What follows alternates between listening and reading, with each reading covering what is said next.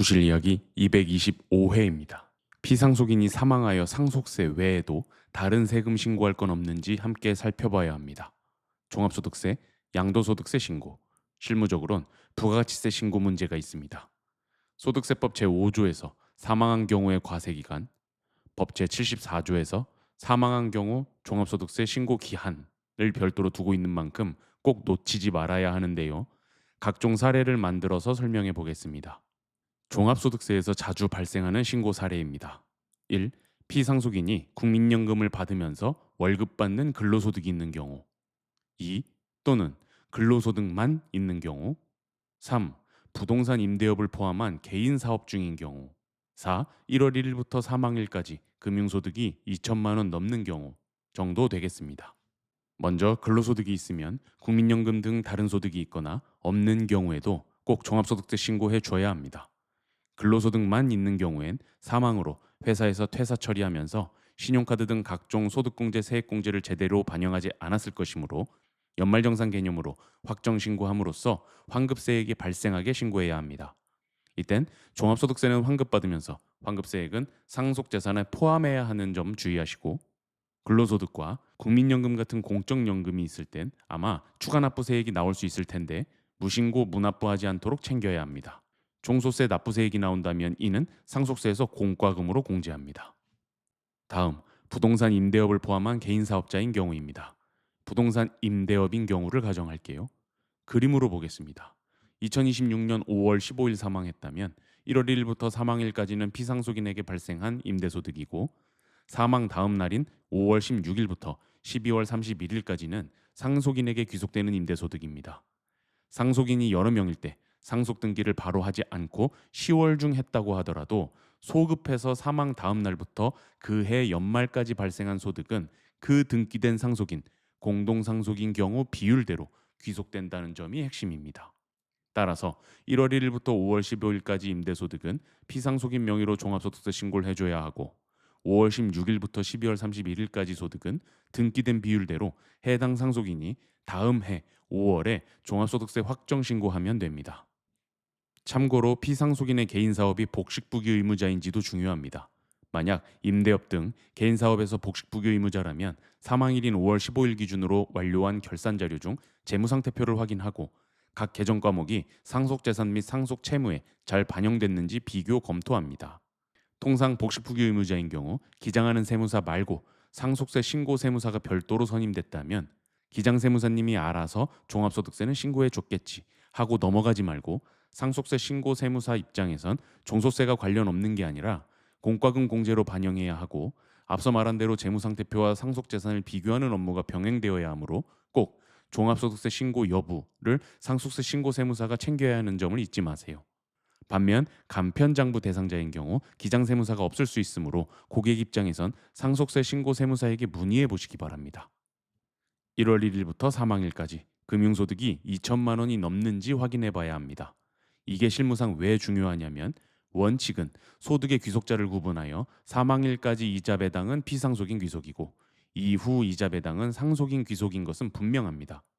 한편 실무상 연중 피상속인이 사망했더라도 은행이나 증권사에서 다음해 상반기에 발급되는 금융소득 원천징수 영수증상에는 1월 1일부터 사망일까지의 피상속인 금융소득만 집계되는 게 아니라 1년치 금융소득 전체가 집계되는 문제가 있습니다.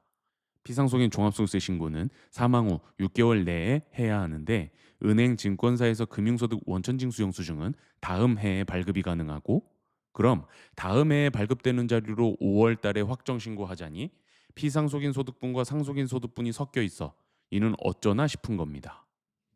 따라서 첫 번째, 사망 후 각 금융기관마다 방문하여 1월 1일부터 사망 시점까지의 금융소득 원천징수 영수증이 발급되는지 문의해보고, 된다면 다행스럽게 해당 자료로 종합소득세 신고를 하고, 발급이 안 된다면 두 번째, 상속세 신고 시 피상속인의 모든 계좌를 분석할 텐데 1월 1일부터 사망 시점까지 입금되는 이자와 배당금을 확인합니다.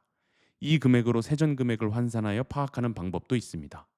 다만 이 방법의 단점은 매매 거래가 배당 소득으로 잡히는 ETF 상품 등의 경우엔 거래 내역만으론 파악이 어려워서 관련해서는 증권사에 문의해야 합니다. 어쨌든 이렇게 피상속인 금융소득을 파악했다면 세 번째, 다음해 5월에 종합소득세 신고하기 위하여 금융기관마다 원천징수 영수증을 받은 다음에 피상속인 소득분도 섞여 전체 금액으로 나왔다면 앞서 상속세 신고에서 집계한 피상속인의 금융소득분을 빼고 나머지 금액을 상속인 귀속분 금융소득으로 보면 되겠습니다. 실무상 금융소득에 대해서는 더 설명할 내용들이 있는데 이 영상에선 이 정도 개념만 짧게 언급하는 점 양해 부탁드립니다. 또 챙겨야 할 항목으론 양도소득세도 있습니다. 실무상 가장 많은 사례는 해외 주식 양도소득세입니다. 부동산은 잔금 치른 직후 사망했어야 피상속인에게 신고 의무 발생했을 거고 어차피 10년 내 부동산 매매 내역을 파악해야 하므로 세무사나 상속인이 놓칠 리가 없고 국내 상장 주식은 대주주만 과세 대상이어서 이 또한 상속인이 놓칠 가능성은 거의 없습니다. 반면 해외 주식은 과세 대상이 한정된 게 아니라 한 주라도 매도했으면 신고 의무가 있기 때문에 처음에 든 사례에서 1월 1일부터 사망일인 5월 15일까지 해외 주식 매도가 있었다면 신고해야 합니다. 또한 만약 사망 이후 해당 계좌에서 현금화 목적으로 양도했다면 그 계좌의 상속분할 결과에 따라 상속인 중 누군가에게 귀속시키게 되고 그 상속인이 종국적으로 해외 주식 양도소득세 신고 의무가 있으니 이는 다음해 5월에 확정 신고 대상입니다. 오늘 주제 끝으로 부가가치세 부분입니다. 부동산 임대업이 아닌 피상속인 고유 능력치로 개인 사업을 했다면 사망으로 폐업을 하게 될 테고 이땐 당연히 폐업 부가세 신고를 피상속인 명의로 하게 됩니다. 그러나 부동산 임대는 피상속인이 사망하더라도 임차인으로부터 임대소득은 계속하여 발생하는 것이므로 폐업의 개념은 아닙니다. 따라서 5월 15일에 사망하면 제1기에 대한 부가세 확정 신고를 7월 25일에 하게 되고 일반적으로 사업장 기준으로 신고하게 되니까 신고 방법에는 무리가 없습니다. 그러나 한 가지 챙겨야 할 점, 부가세 납부세액 역시 상속세에서 공과금으로 공제합니다. 이런 측면에서 1월 1일부터 사망일까지 임대소득은 피상속인 귀속분, 사망 이후 6월 30일까지는 상속인 귀속분이라고 했습니다. 그러므로 제1기 부가세 납부세액 전체를 공과금으로 공제할 수는 없고 사실상 피상속인에게 납부 의무가 있다고 보는 사망일까지의 임대소득에 대한 부분으로 안분하여 공제에 반영해야 할 것입니다. 실무적으로는 사실 안분하는 기준이 모호해서 부가세 자체가 크지 않은 경우엔 전액을 공제로 반영하여 세무조사 때 문제되는 경우 일부 차감하거나 혹은 만약 과세기간 시작점 초반 예를 들어 1월 중 또는 7월 중 사망한 경우에는 해당 과세기간 대부분 상속인에게 귀속된 기간이므로 공제를 아예 반영하지 않기도 합니다. 최근엔 재산이 크지 않은 경우 상속인이 직접 상속세 신고하는 경우도 있더라고요. 이땐 상속세 신고에만 너무 생각하지 마시고 피상속인께 종합소득세 신고 의무가 있을런지 개인 사업 중인 경우 부가세 신고는 어떻게 해야 할지 꼭 함께 살펴보시기 바랍니다.